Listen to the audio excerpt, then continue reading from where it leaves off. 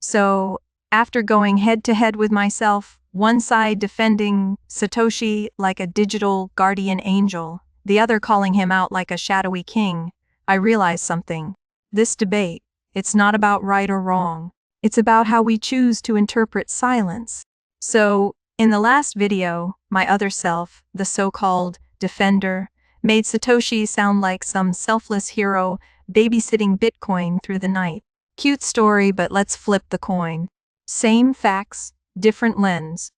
What if Satoshi wasn't just saving Bitcoin? What if he was securing control from day one? We call Bitcoin decentralized, but in 2009, it wasn't, not really.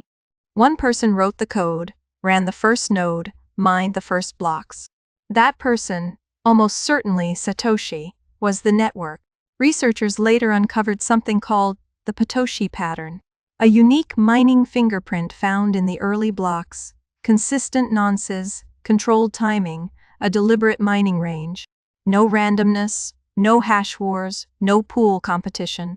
Just one operator keeping the chain alive. But here's the twist. It wasn't fast. Whoever mined those blocks actually slowed things down. They could have mined faster, but they didn't. Why? Probably to give others time to join, to avoid monopolizing the early supply. Still, that miner accumulated over 1 million BTC. That's about 5% of Bitcoin's total supply, untouched, unmoved, to this day. Now, some say that's restraint, that it shows Satoshi walked away. But from a tokenomics and network risk perspective, it's a huge wild card.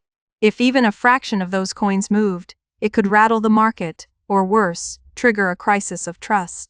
In crypto, we like to say code is law. But in practice, keys still decide fate. Bitcoin launched before we had exchanges, before decentralized finance, before NFTs, DAOs, or even the term Web3. There was no incentive to mine except belief in the protocol. So the real question isn't what Satoshi did, it's why.